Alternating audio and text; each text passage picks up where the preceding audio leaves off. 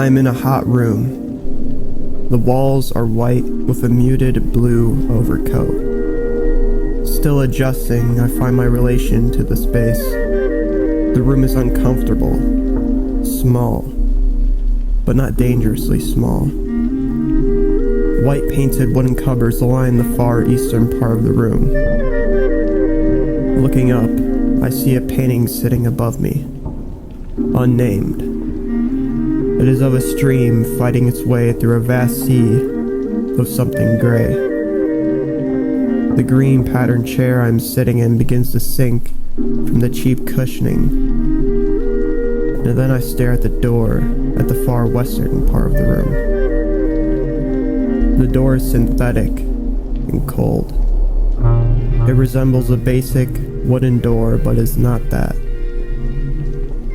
But just as I find focus in the impossible danger revealing itself, the doorknob moves the wrong way.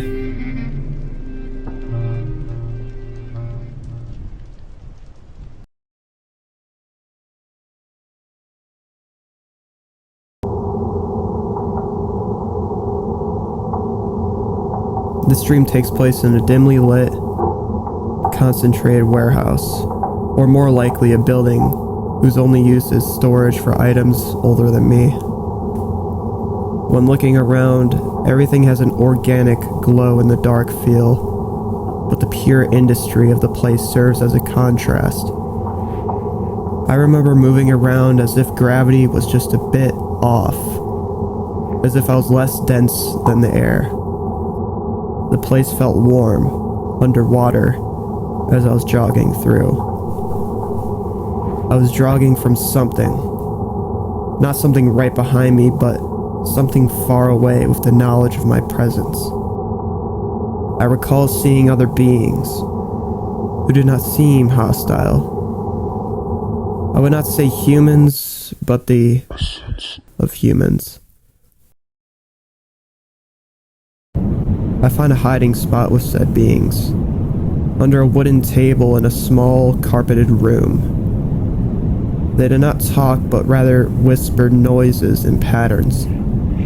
I could not understand if they were communicating with me, or at all. But the breathing was too calculated and varied to be nothing.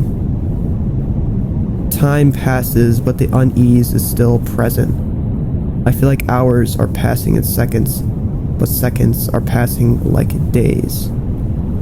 I don't know how long I was sat under that table, and I don't know who with. But it all came to an end when I heard it. A song grew closer and closer.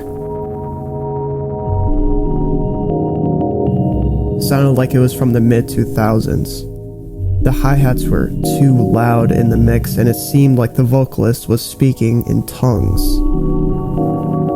The song sounded like it was coming from a small, inexpensive speaker. I was terrified. Not only because the song was unusual, but because I recognized who was on it. I see something. Even though the room is small, he seems distant. He looks silent, but now the music is blaring. The room is so dark that we can only see an outline. His eyes were glowing with dull blue.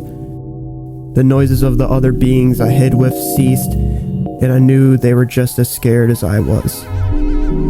I felt that he knew we were there, but he was not looking at us.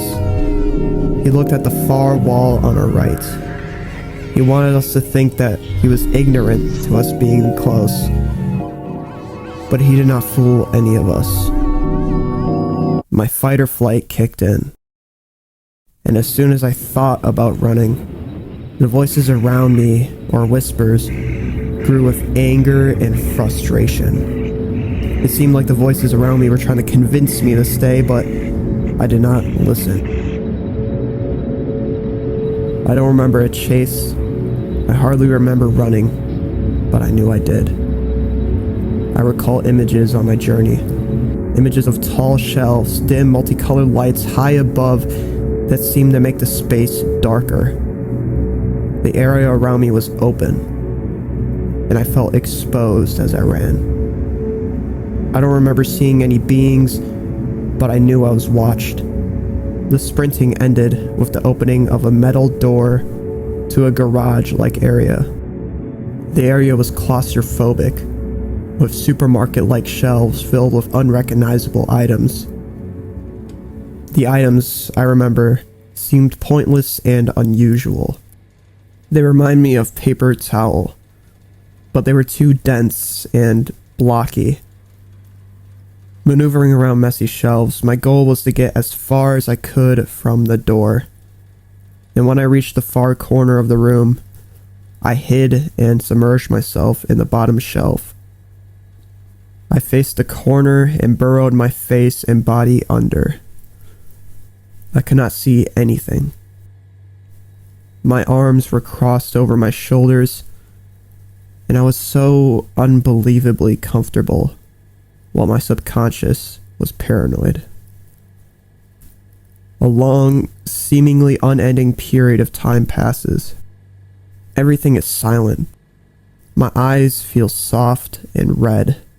My body feels a comforting soreness that juxtaposes my deep lunar consciousness perfectly. In this dream, I feel as if I'm falling asleep again, but my thoughts grow constant and centered. I start thinking about the situation I am in. I've not heard that song or anything in so long.